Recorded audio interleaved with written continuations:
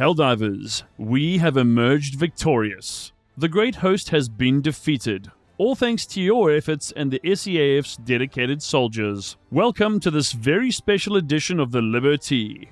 I'm your host Vanguard, coming to you from Prosperity City, where a great parade is taking place as we speak. On today's episode, the Illuminate have been defeated. Celebrations have erupted across the Federation. However, Super-Earth's leadership has suffered a tragic loss, and exploring the importance of memories, the future, and why we fight in today's Super-Earth Art of War.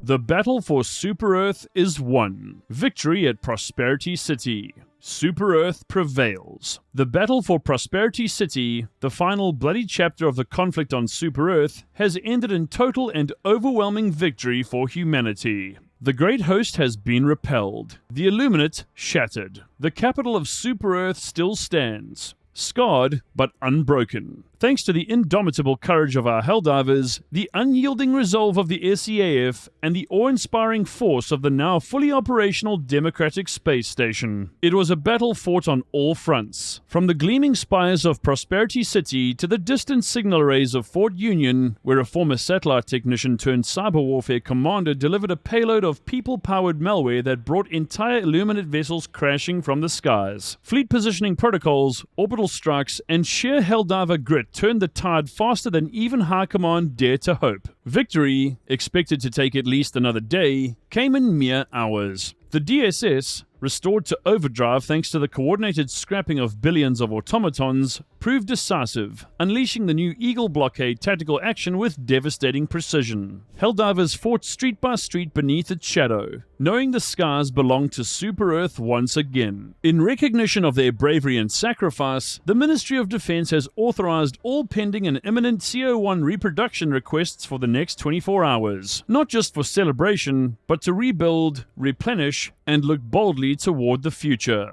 Managed democracy endures, and it multiplies. But let this not be mistaken for an ending. Complacency is the enemy's greatest ally. Rebuilding begins now, of our cities, our systems, and our people. For today we celebrate, but tomorrow we prepare. Because tyranny never sleeps, and the next time it dares show its face, Super-Earth will be ready.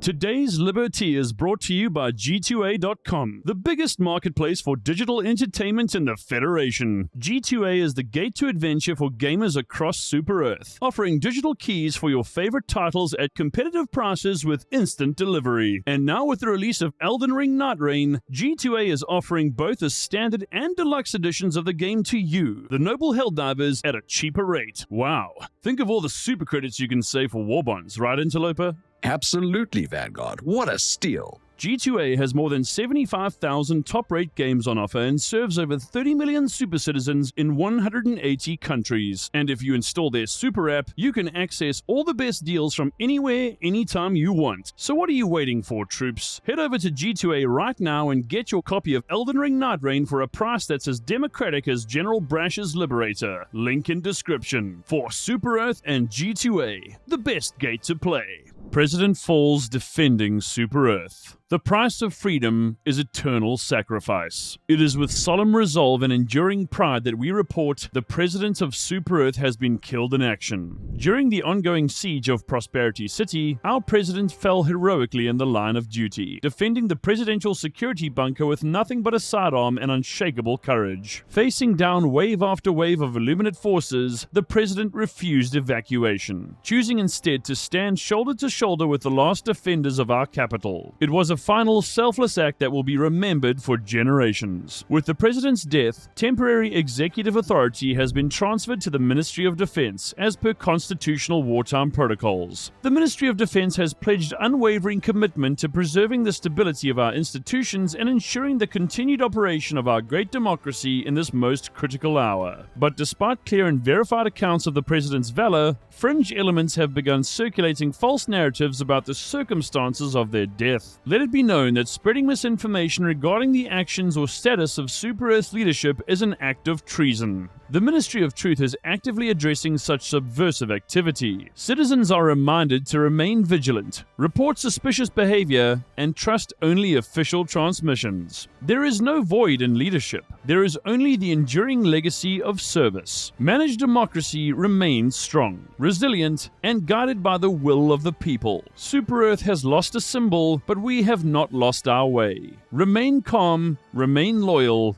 and remain free.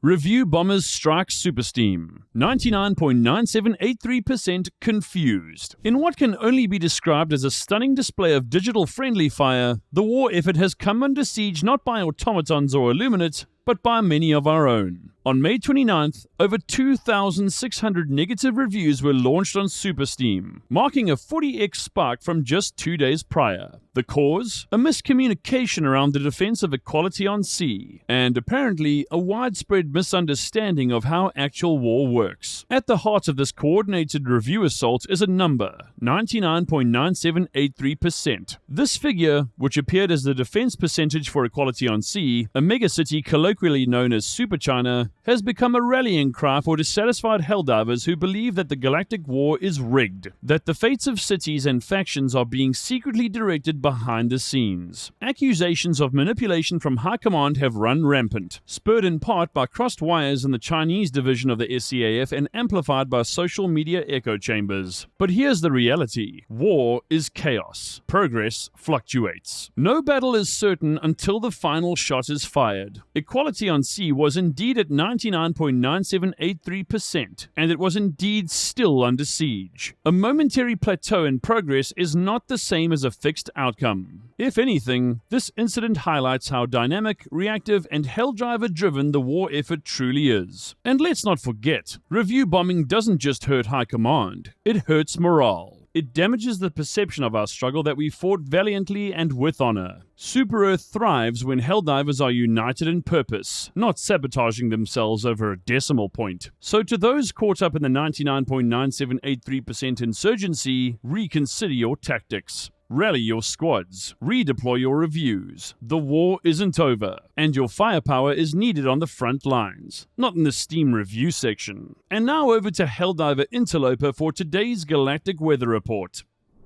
And now for the Super Earth Art of War, of memory, mayhem, and meaning. Helldivers. War is chaos. War is sacrifice. War is sometimes getting stepped on by a charger 5 seconds after dropping from orbit. But beneath the orbital bombardments, the friendly fire, the gloriously reckless uses of the Hellbomb, there is something deeper. Memory. What is it we fight for, really? It's not just for freedom, though that's non-negotiable. It's not just for managed democracy, though that's compulsory. No, it's for the memories of the friends we lost in extraction zones, of the hero who took a railgun round to the back because his buddy forgot to toggle safety off, of that one Helldiver who tried to melee a Hulk and is now commemorated as a smear on a bunker wall and in our hearts. And more than memory, we fight for those not yet here to remember, for the next generation of Helldivers who will one day misfire an Eagle 500 on their own squad and say proudly, I did it for Super Earth. The Illuminate may have advanced cloaking, world-bending energy, and a suspiciously smug attitude. The automatons may be legions of cold steel and logic, but they don't have what we have. Sentimentality, poor impulse control, and an unshakable belief that even the dumbest ideas are worth trying if they're wrapped in enough patriotism.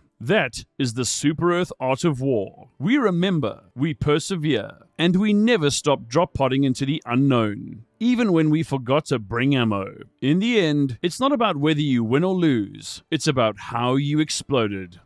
Well, Helldivers, that's all we have for today, but we encourage you all to enjoy this moment as it is truly one of the greatest in the history of the Federation.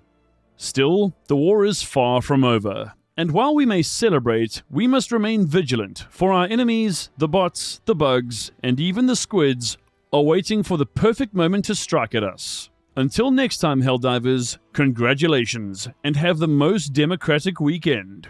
For Super Earth and democracy.